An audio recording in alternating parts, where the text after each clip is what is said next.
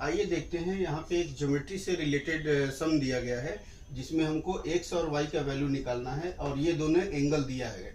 ये जो आप पिक्चर देख रहे हैं इसे ज्योमेट्री में काइट बोलते हैं।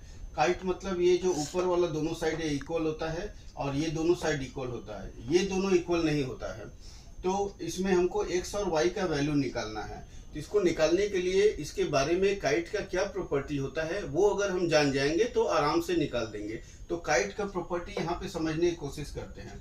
तो काइट में क्या होता है कि दोनों जो अपर साइड है वो दोनों इक्वल होता है और लोअर साइड इक्वल होता है, और ये दोनों अनइक्वल होता है, ये दोनों भी अनइक्वल होता है।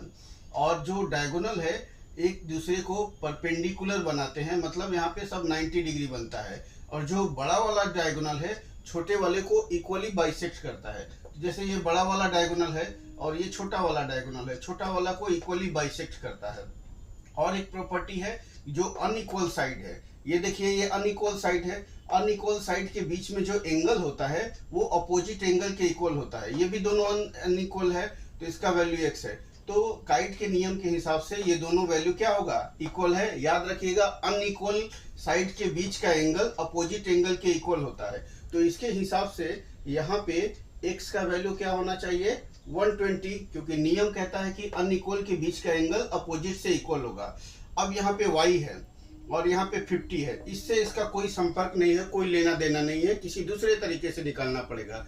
क्वाड्रिलेटरल है, क्वाड्रिलेटरल में 4 एंगल होते हैं और चारों मिलके 360 डिग्री होता है, जिसमें हमको ये मालूम चल गया तो ये पता करना है। तो कैसे पता करेंगे, 360 से माइनस कर देंगे, चारों का मिलके 360। अब ये कितना हो गया 120, इसका अपोजिट वाला भी कितना हो गया 120, ये कितना है 50।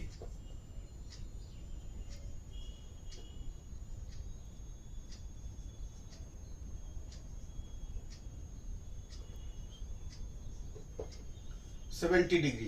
तो इस तरीके से हमने क्या किया, x और y का वैल्यू पता कर लिया एकदम आसानी से। ये काम आसान कब हुआ, जब हमको काइट का प्रॉपर्टी पता था। इसी तरह किसी भी सम को बनाने के लिए पहले उसका प्रॉपर्टी, फॉर्मूला, हर एक चीज जानकारी होगा तो सम आसानी से बन जाएगा। Thank you for watching my video. फिर मिलते हैं कल एक नए टॉपिक के साथ।